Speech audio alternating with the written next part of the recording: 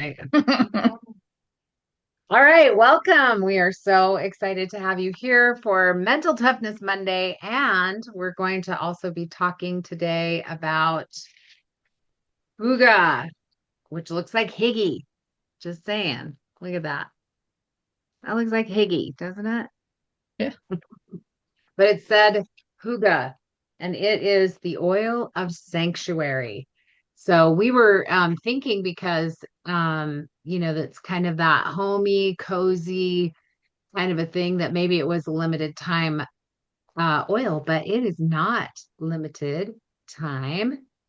It is all the time. So hop in and make some sanctuary for yourself. If you don't already have this one, it really smells really good.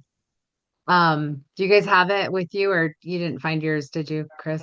I did not. It seems like it came with a diffuser or something. They Yeah. did. I think last year they had a special with the diffuser. I think mine is still from like the convention when it was released. Oh. So put a drop in your hand. I don't know if you're supposed to put this one on your hands. It was formulated to capture the Danish practice of immersing oneself in simple comforts and cultivating contented awareness. Self-care and nurturing are central to this concept. This blend soothes and restores the melancholy and careworn soul. It invites individuals to slow the pace of their thoughts and activities and be more mindful in the present moment. It inspires gratitude for the little delights and increases capacity for humble bliss. Hygge Blend helps individuals recognize the gift in being able to share space with friends and loved ones. It invites them to create a warm, welcoming atmosphere where they can genuinely connect with those that they care about and share in each other's joy. This blend teaches that kindness, compassion, and quality time are necessary for intimate and bonded relationships. It reminds individuals that life is too fleeting to harbor hurts and deepen divisions and invites all of us to let go of past grievances and simply begin again. This blend encourages individuals to create new memories and savor the time given to share in the lives of others. I was thinking about that. Somebody told me I heard somebody talking about as they got into their 40s or maybe even their 50s, they changed jobs and moved closer to their parents because they started counting kind of the years and they were usually seeing their parents like once a year. And they were like, that's like maybe they were counting how old their parents were. And if their parents lived to a certain age or whatever, they were like, that means I'm going to see my parents like 12 more times. And that's not okay with me. So they like changed their whole situation just in that light. So savor the time given to share in the lives of others. And also childhood, right? Childhood is so fleeting. Savor the Mhm. time with your children. Like it's just gone in a minute. Hygge Blend provides emotional shelter for those who didn't have a comfortable or safe place to exist and now desire to create this on their own.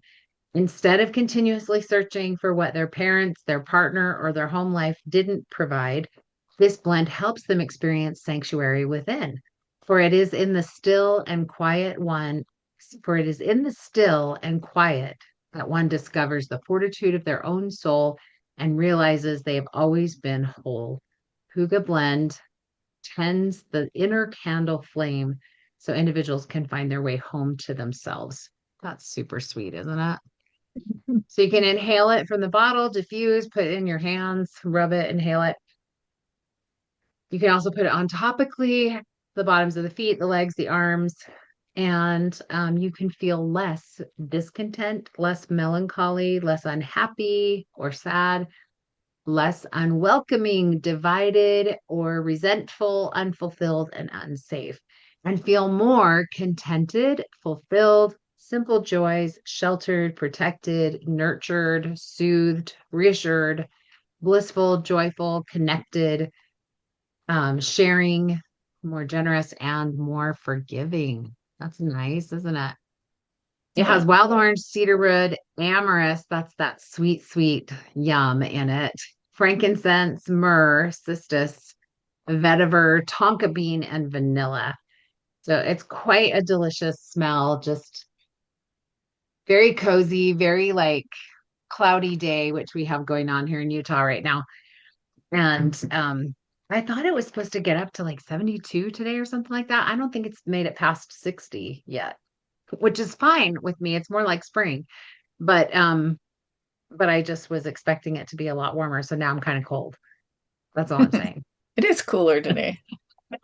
When you read the line, this blend encourages individuals to create new memories and savor the time given to share in the lives of others, that just reminded me of this saying that is every day is a gift. Mhm. That's why it's called the present. Right. I like it. I love it. Oh, that's beautiful. So what have you used this blend for? Have you used it? What are your thoughts? I'd love to hear any additional thoughts or uses.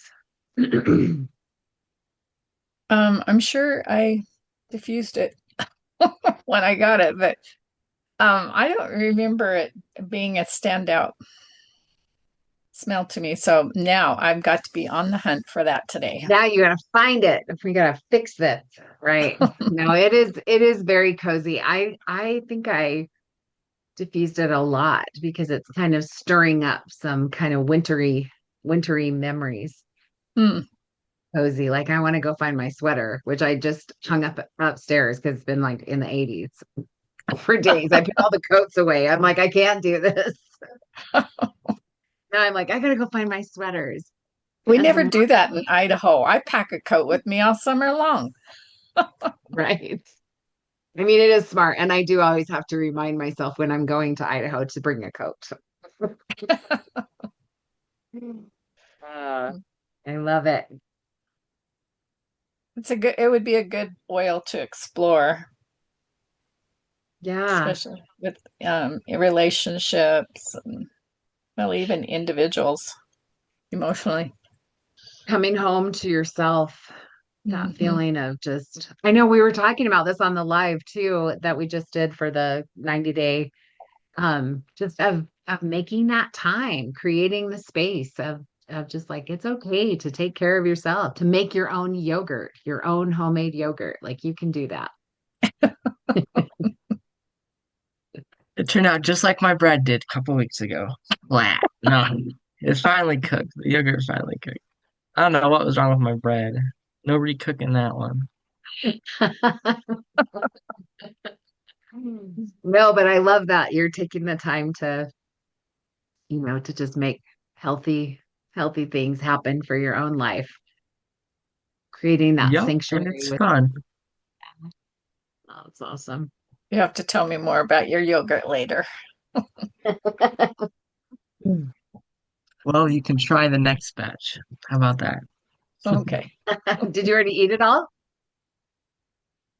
Well, It looked like half of it, I put half of it in a container and then I ran off somewhere and I left the other half on the counter for 5 hours. So I threw it Well, away. that just cooks it that just like lets it ferment a little longer. I don't think there's a problem with that unless it gets like super hot and super like stinky or whatever. But I let mine, so I do a gallon at a time, and then I put half of it in the because I only had because only half will fit in the strainer.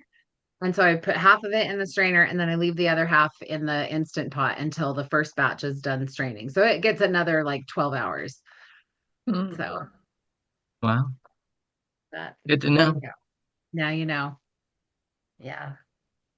Okay. Awesome. Well, that's Hygge Sanctuary. Build it. Build it and you will come. For loving yourself. All right, let's go to our 177 mental toughness secrets of the world class champions. Know the power of programming. So this actually, the quote is from Dr. Shad Helmstetter. He's an author. And he said, the programming that you accept from others and the conscious and unconscious directives, pictures, feelings, and thoughts that you transmit to yourself will find a place in your own internal control center. Together, those thoughts and images will continue to create in advance or influence on the spot every response, attitude, and action that will be a part of you and your future. Okay, this is super powerful. And his book, which might be the thing, well, the one they recommend here is the self-talk solution, but he Okay. also wrote What to Say When You Talk to Yourself, Hmm. which I read, gosh, it's probably been 30 years ago or something, 28 years ago or something like that, when I read it the first time. Oh no, because I think it might have only been 20, 20-ish years ago. Anyway, um, it's just basically about programming your mind. We're going to talk about it right here. The majority of champions I've worked with and coached during the years confess the bulk of mental programming they received during their childhood was substandard. Many are quick to add that the people who programmed them, their parents, their teachers, coaches, ministers, and adults of influence, were doing the very best that they could based on their level of awareness at the time. It's easy to criticize in hindsight, yet champions don't feel the need to do this. They want to take control of their own reprogramming process and install the habits, philosophies, traits, and beliefs that empower rather than limit them. Middle class performers scoff at things like reprogramming and tend to hold on to what they were taught, no matter how poor their teacher's thinking. The pros use two primary methods of reprogramming. First and foremost, they alter the language they use when they talk to themselves and others. They adjust their language from middle class to world class. They create self talk scripts and repeat them daily until the change takes place. The second thing they do is use the power of mental pictures or visualization training to adjust how they experience events. The combination of these two change processes, these two change processes has a These powerful effect. these two, both of them, changes Yes, the these process. two change processes. There's just a lot of words in there that feel like they don't go together.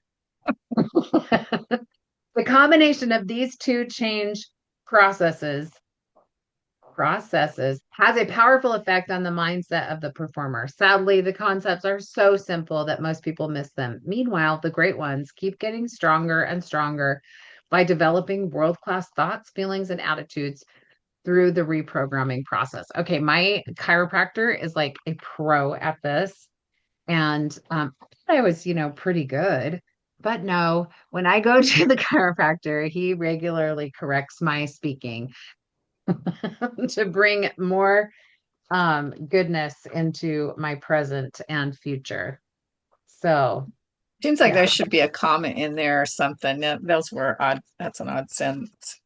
combination of these two, that's why I said these two changes has a powerful effect in the mindset because they change these things, right? They create self-talk scripts and they repeat them until the change takes place. So it's like affirmations. And then the second thing is the power of mental pictures or visualization training. That adjusts how they experience events. The combination of these two changes has a powerful effect on the mindset or processes. I guess it could be these two processes. I don't think both of those words belong together in that sentence, but No, that's just my opinion. But anyway, okay, but you get the idea, right? I love Um, Shad Helmstetter. I have what to say, when to talk to yourself. I might even have the self-talk solution, but back in the day when there were Walkmans, yes, cassette players that you carried on your hip and put a headphone in.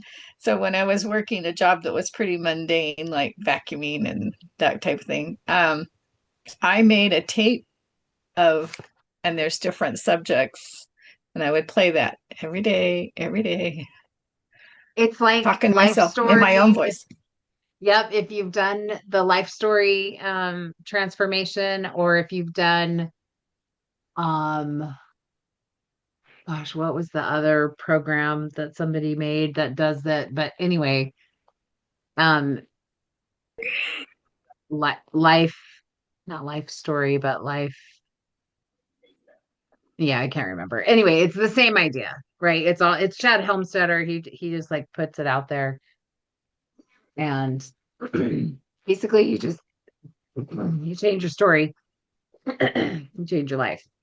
That's just the reality of it is you have a different belief. And you think about this also, it's like, what are you visualizing? Do you remember also when we read, this was years ago, Sean, you won't remember because you were probably a little kid, but we read Outwitting the Devil by Napoleon Hill. Hmm. And he talked about, I remember one of the things that he talked about was um he talked about how mothers create situations in the lives of their children by worrying. By worrying? Yeah. They worry about their kids. They worry that their kids are going to fill in the blank, end up just like blah, blah, blah, whatever. Like they say these things, even if they don't say them out loud, the fact that they think that they're putting that energy out there, like that's the way they're seeing. And in all the child development and parenting books, the good ones that I've read, they talk about this very thing of just like treating the person that you're working with, whether you're coaching or whether you're parenting or whatever the situation is, you treat them as if they are already succeeding. And that they are all because you know who they are. And if you see them as who they really are, they will grow into that and into that perception versus if you're always like, I don't know, are they going to step up? Is it going to happen? Like you're just basically giving them all of this like negative energy that makes them want to, it doesn't make them want to succeed. It just like leaves them wishing they weren't going to prove you right. Mhm. That's interesting. Yeah. Tim, welcome. Do you have something you want to add?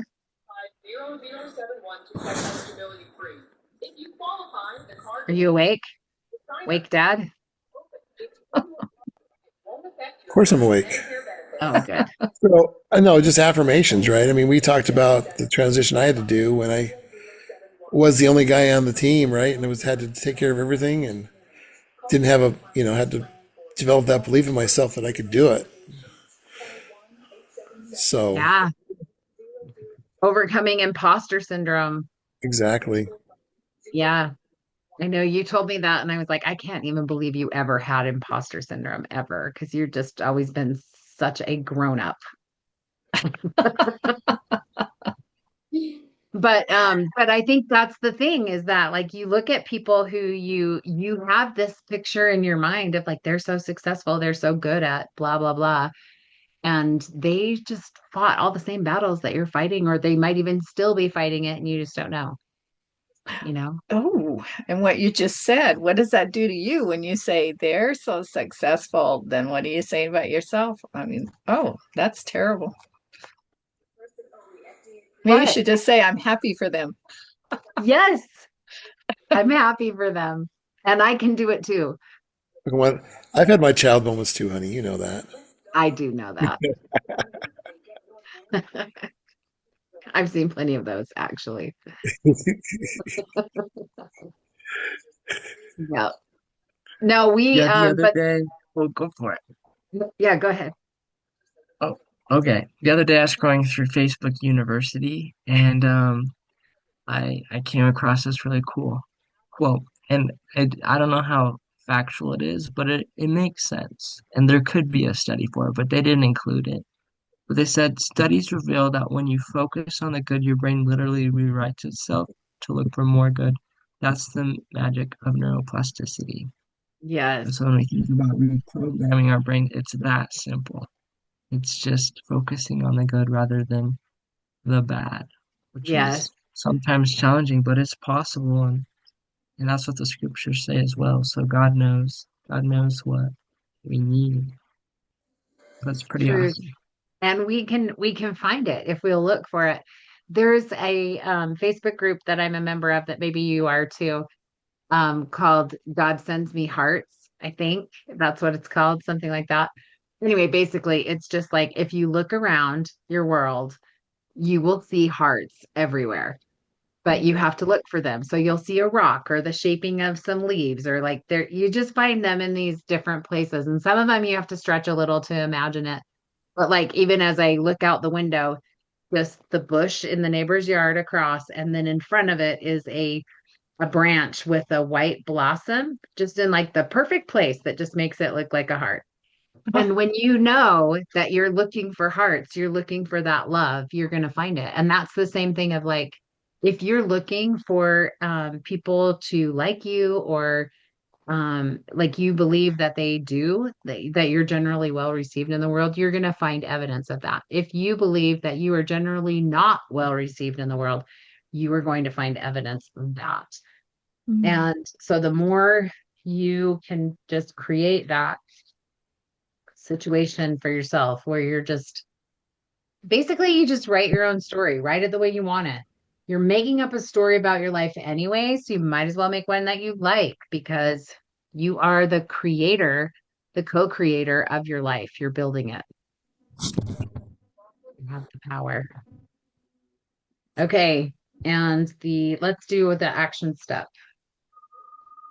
Make the decision today to take responsibility for old programming that does not serve you. Practice reprogramming your old programs by altering your language and using visualization training. I love that of taking responsibility. This was something that my daughter taught me. She said, things happen in our lives that it's not your fault, but it is your responsibility. So now that you have experienced whatever you've experienced at the hands of others, you now have the responsibility to deal with your emotions and do what needs to be done in order to help yourself to overcome that situation. So it's not your fault, but it is your responsibility. And I just thought that was a very, very powerful way of considering it. Like you don't have to blame yourself and be like, da da da, but you also don't have to go around being like, whose fault it was, blaming other people. That's a lot of wasted energy. It's your responsibility, right? Yep, and if you're struggling with it, just open the emotion book, read a couple of those phrases, get your essential oils out. Yep. Pull out your feelings guide in the back of the book. You can also get these as a separate.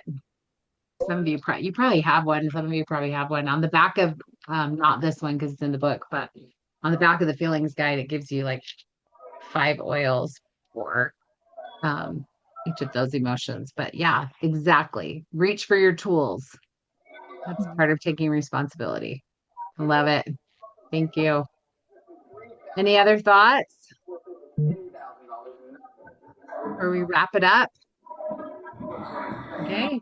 Well, thanks for joining us. And we're so happy that you were here. And if you have any other comments and you're catching us on the replay, then please comment below and we'll love to hear from you.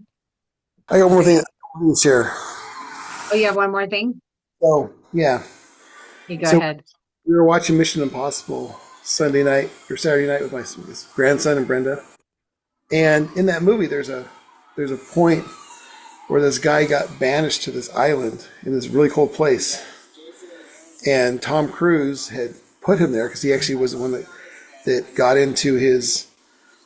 broke into his secure lab that he was in charge of twice, right? And Tom Cruise was saying, "Oh, this guy just saved his life," right? And so he was thinking, not Tom Cruise, it's Nathan Hunt. Sorry, I know. Hey, Nathan Hunt, and Tom Cruise says, "I don't know how I can repay for what I did to you. Getting you banished to this island." He says, and he told him, he says, "Oh, no, if I would have been banished to this island, I wouldn't have met the love of my life." Right? And I'm all like, I know I've heard this somewhere before. And it's in the scriptures. Joseph, who was sold into Egypt. Right? I mean, he did harass his brothers when they first saw him, right? Because he wanted to make sure he knew where they were at. But when they came back with their father, they apologized for what they did to him. He says, "Oh, what you did was enabled me. God put me in a place where I could save you guys during the famines." And I was like, wow. It was kind of interesting because I was watching the movie. I was like, I know I've heard that somewhere before, and it related back to the reading and Come Follow Me. So you talk about writing your own story, right? He could have been totally mad at his brothers. Yeah, and you have lots of reasons to. But he didn't. He made it hard for him, right? I mean, but he did give him food, and he kept him alive during the famines because Yep. he had the power and the resources to do that. Yeah. Well, I think that's a great example of writing your own story. You know, look at the silver lining. What happens Yep. versus the storm clouds. I love it. Thank you. I'm glad you caught that before I closed the recording. Thanks for adding that in. All No problem. right. Awesome. Thank you. All right. See ya.